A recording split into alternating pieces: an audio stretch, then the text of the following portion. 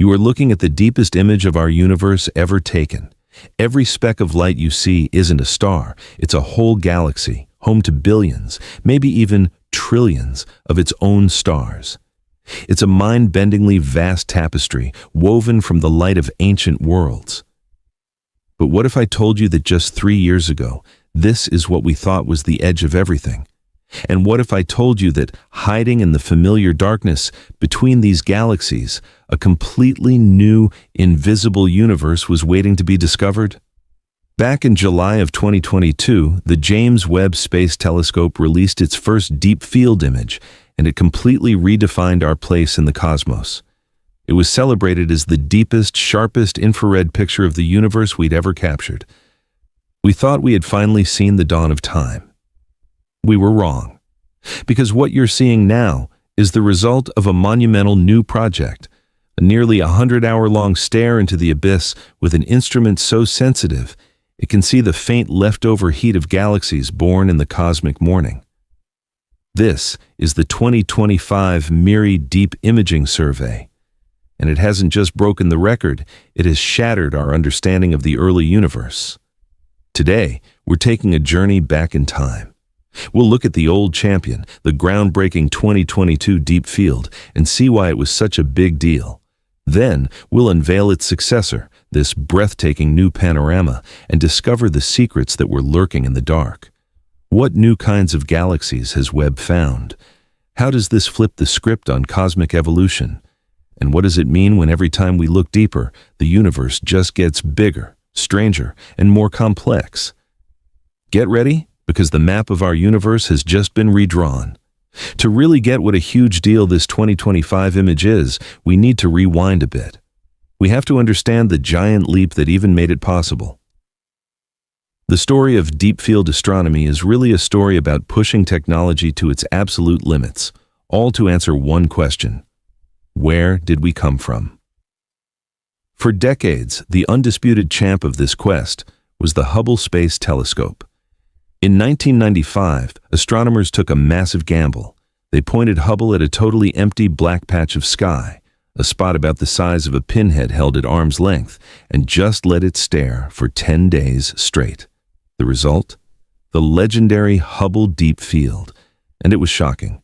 That tiny black patch wasn't empty at all. It was packed with about 3,000 galaxies. Suddenly, the universe felt infinitely larger. Over the years, Hubble kept pushing, culminating in the extreme deep field, an image made from 10 years of observations that revealed 5,500 galaxies in an even smaller spot. It showed us galaxies forming just 400 million years after the Big Bang. For a generation, this was our deepest glimpse into the past. But Hubble, for all its power, has a blind spot. It mainly sees invisible and ultraviolet light with just a tiny window into the near-infrared. That's a problem when you're hunting for the very first galaxies. Because the universe is expanding, light from the most distant objects gets stretched out on its journey to us. This cosmological redshift shifts light to longer, redder wavelengths. The light from the first galaxies is so stretched that by the time it gets here, it's not visible light anymore. It's infrared. It's heat. Hubble could only catch the faintest hints of this ancient light. To see any deeper, we needed a whole new kind of eye. Enter the James Webb Space Telescope. Launched on Christmas Day 2021, Webb is an infrared beast. Its massive 6.5-meter golden mirror gives it about 6 times the light-collecting area of Hubble, letting it see much fainter things much faster. And its main camera, the near-infrared camera, or NIRCam, is perfectly designed to capture the whisper-faint glow of the most distant objects in the universe. In July 2022, the world saw what Webb could do. NASA released Webb's first deep field, an image of a galaxy cluster called SMACS Orion 723. The image was, and still is, a masterpiece. It was a composite of images taken over just 12.5 hours of observing time. Let that sink in. In less than a day, Webb blew past Hubble's deepest images, which took weeks of exposure. At that moment, it was the deepest and sharpest infrared view of the distant universe ever produced. The image itself focuses on the galaxy cluster SMACS 0723, whose light has been traveling for about 4.6 billion years to reach us. But the big bright white galaxies in the center aren't the main event. In a way, they're the tool. Einstein predicted that huge objects can warp the fabric of space-time, causing light to bend as it passes by. This effect, called gravitational lensing, turns massive galaxy clusters like this one into natural cosmic telescopes. The cluster's powerful gravity magnifies and distorts the light from even more distant galaxies sitting behind it, letting Webb see things that would otherwise be way too faint to detect. And that's the real magic of the 2022 Deep Field. See those strange, stretched-out reddish arcs of light that seem to swirl around the center? Those are the magnified images of some of the oldest galaxies we had ever laid eyes on. Webb's incredible sensitivity, boosted by this cosmic lens, brought these ancient galaxies into sharp focus. We could see tiny star clusters and hazy structures inside galaxies that existed more than 13 billion years ago. For the first time, we had a detailed look at the early universe. The galaxies weren't the beautiful spirals we see near us today. They were small, clumpy, and messy, blazing with the blue light of hot young stars. Astronomers could finally start analyzing them, measuring their mass, age, and what they were made of. The 2022 Webb First Deep Field wasn't just a pretty picture. It was a treasure chest of data that started to answer how the first galaxies were built. It set a new benchmark for astronomy. It was the champion. But as we were about to find out, a part of the story was still hidden. There was a population of galaxies lurking in the darkness that even NIRCam couldn't see. To find them, we had to look at the universe in a totally different kind of light. For 3 years, the SMACS 0723 Deep Field was our best postcard from the dawn of time. But in science, a final answer is really just an invitation to ask a better question. And that question was, what are we missing? Webb's NIRCam is a pro at finding the light from young star-forming galaxies. But what about other kinds? What about galaxies wrapped in thick blankets of cosmic dust, or galaxies that are older, more mature, and filled with cooler, redder stars? This is where the story takes a turn. It's where our hero, the jwst, reveals another trick up its sleeve. Meet MIRI, the mid-infrared instrument. If NIRCam is Webb's sharp eye for starlight, MIRI is its heat sensor. It sees in the mid-infrared, at even longer wavelengths of light, allowing it to peer through the cosmic dust that hides stellar nurseries and to detect the warm glow of things too cool for NIRCam to see well. To pull this off, MIRI has to be unbelievably cold. While other parts of Webb operate at a frosty 40 Kelvin, MIRI is actively cooled by a special cryocooler down to just 7 Kelvin. That's minus 266 degrees Celsius, just a few degrees above absolute zero. This extreme cold stops the instrument's own heat from blinding it to the faint heat signals coming from the edge of the universe. With this incredible power, astronomers launched one of Webb's most ambitious projects yet, the MIRI Deep Imaging Survey, or MIDIS. They pointed Webb back at the same patch of sky Hubble made famous, the Hubble Ultra Deep Field. Their plan was audacious: stare at this spot with MIRI for nearly 100 total hours. The longest part of this survey, using a single filter to see light at 5.6 microns, logged an on-source integration time of over 41 hours, making it the longest single filter exposure of a deep field ever taken with jwst. The result, released in July 2025, is the image that has everyone talking. When you put it next to the 2022 NIRCam image, the difference is transformative. It's like looking at a scene first with your eyes and then with thermal vision goggles. New, hidden things just pop into existence. The most obvious difference is the color. The MIRI image is a sea of deep reds and oranges. That's because MIRI is seeing a different universe, the universe of dust and old stars. This new view revealed over 2,500 sources, but the real bombshell was the discovery of hundreds of extremely red galaxies.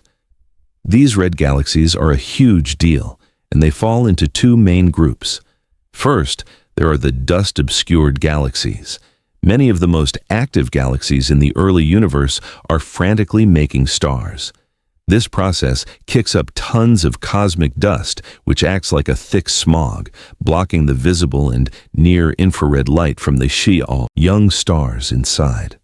To Hubble or even NIRCam, these galaxies are faint or totally invisible, but that dust, warmed by the hidden stars, glows brightly in the mid-infrared. MIRI sees that glow. It punches right through the dust and reveals the raging star factories inside.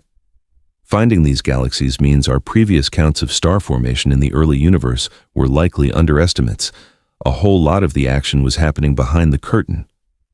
The second group of red objects is maybe even more mind-blowing: highly evolved ancient galaxies. These are galaxies that formed very early, grew massive, and then just stopped making stars. Their hot blue stars have long since burned out, leaving behind only cooler, long-lived red stars.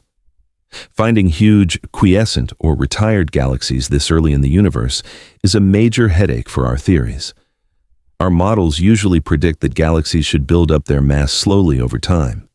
Yet here, in the MIRI deep field, are giants that grew up fast and retired early when the universe was just a toddler. This is the power of seeing in multiple wavelengths of light. NIRCam gave us a stunning look at the universe's nurseries. Now, MIRI's heat-seeking vision has shown us its hidden industrial zones and quiet retirement communities. By combining the data, astronomers get a much more complete picture of the cosmic ecosystem. By analyzing a galaxy's color from near to mid-infrared, they can tell if it's red because it's dusty or because it's old. For galaxies at extreme distances, a redshift greater than 8.5, MIRI's photometry provides a crucial data point well past a feature called the Balmer break, which, when combined with spectroscopy, gives a reliable estimate of a galaxy's stellar age and total mass. Think of it like this: you're in a dark room full of people. A regular camera, Hubble, only sees those under the dim lights. A near-infrared camera, NIRCam, lets you see people in the shadows, but a thermal camera, MIRI, lets you see everyone because you can see their body heat. The 2025 MIRI survey has switched on the thermal camera for the early universe, and it's showing us that the room is far more crowded and filled with more diverse characters than we ever imagined. We're about to get into what these discoveries really mean for the big picture, but if your mind is already spinning at what Webb is capable of, do me a favor and hit that like button. It's a small click for you, but it really helps get these incredible discoveries out to more people. And if you want to stay on the front lines of what's happening out there, make sure you subscribe and ring that notification bell. You won't want to miss what's next. So we have two game-changing images: the 2022 NIRCam Deep Field, a sharp view of the universe's energetic youth, and the 2025 MIRI Deep Field, a thermal map of its hidden populations. What happens when you put them together? The implications are already forcing astronomers to rethink some of their basic ideas about how galaxies are born and grow. One of the biggest shakeups is to our timeline of galaxy evolution. For years, the general idea was that small, messy galaxies gradually merged and grew over billions of years, eventually calming down into the big, orderly galaxies we see today. The 2022 NIRCam image mostly supported this, showing us those clumpy proto-galaxies in glorious detail. But the MIRI image throws a fascinating wrench in that tidy story. Finding a whole population of massive retired galaxies so early in cosmic history is a huge puzzle. How did they get so big, so fast? And why did they quit making stars when the universe around them was full of gas, the perfect fuel for it? These fast-track galaxies suggest that the processes that shut down star formation, like explosions from supernovae or powerful jets from supermassive black holes, might be way more efficient and kick in much earlier than our simulations predicted. Then there's the dust. MIRI's deep field, by uncovering hundreds of previously invisible dusty galaxies, is giving us a much more accurate count of cosmic star formation. We now know a huge chunk of the activity in the early universe was happening behind a dusty veil.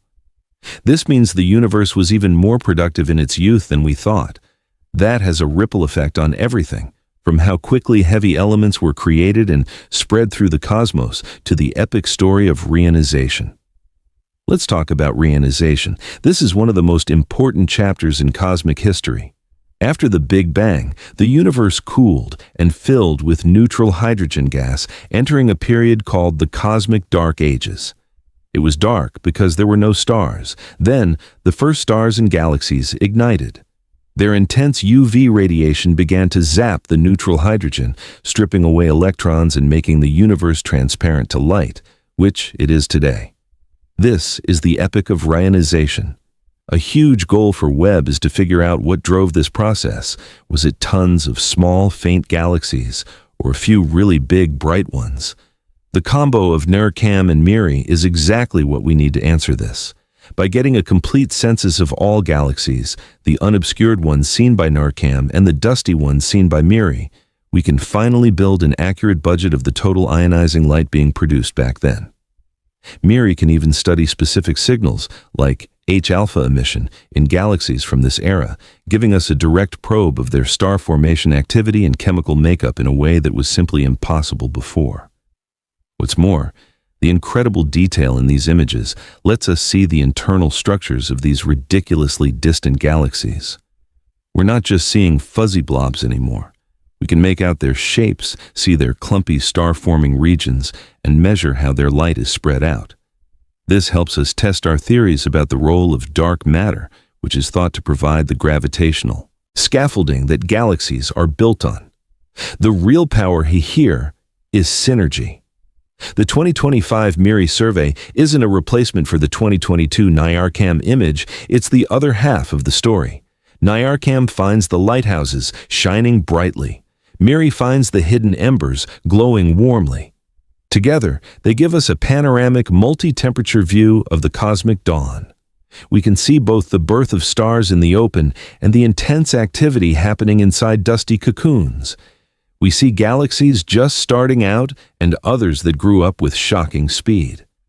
This is a profound shift. It's like studying a forest. For a long time, we could only see the sunlit tops of the trees. Now, we can finally see the dark, damp, complex world on the forest floor.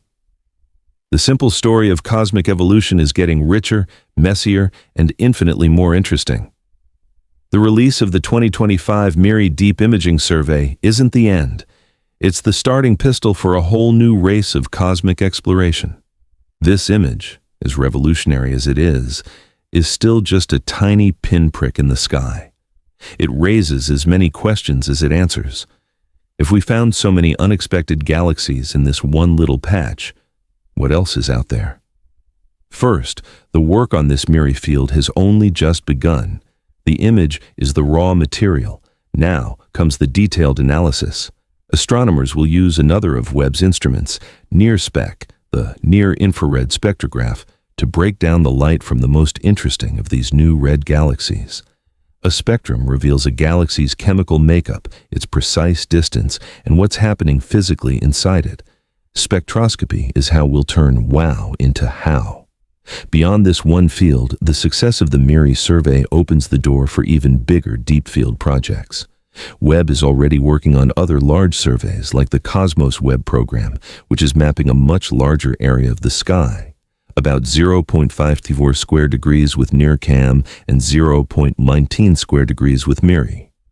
While not as deep as this 100-hour stare, these wider surveys are designed to catch rarer objects and to see how galaxies are affected by their cosmic neighborhoods. And then there's the ultimate prize, the search for the very first stars. Known as population 3 stars, they are theorized to have formed from the pure hydrogen and helium of the Big Bang. They would have been giants, possibly hundreds of times the mass of our sun, and would have lived fast and died young. We have never seen one. They are the true cosmic dawn. Finding a single one is probably impossible, but Webb might be able to spot the collective glow of the very first galaxies made of these pristine stars. The unique chemical signature, a total lack of anything but hydrogen and helium, would be unmistakable in a deep spectrum. Programs like the MIRI Deep Imaging Survey, by pushing to the absolute limits of detection, are our best chance of stumbling upon one of these holy grail objects. What this 2025 image has really given us is a new sense of humility and wonder. For centuries, our view of the cosmos was biased toward the things that shine brightly in the narrow band of light our eyes can see. Hubble pushed us into the near-infrared, and our universe grew. Webb's NR-cam took us deeper, and our history grew richer. Now, MIRI has pulled the curtain aside on the thermal universe and shown us we were still missing a huge part of the picture. It proves a fundamental truth of exploration. You don't know what you don't know. The universe is not required to fit into our neat little models. It is always stranger, more complex, and more magnificent than we can imagine. The darkness between the galaxies isn't empty. It's just full of secrets we haven't built the right eyes to see yet. From Hubble's first daring peek into a patch of empty sky to the stunning 2022 Webb First Deep Field, our quest for the cosmic dawn has been a relentless push against the darkness.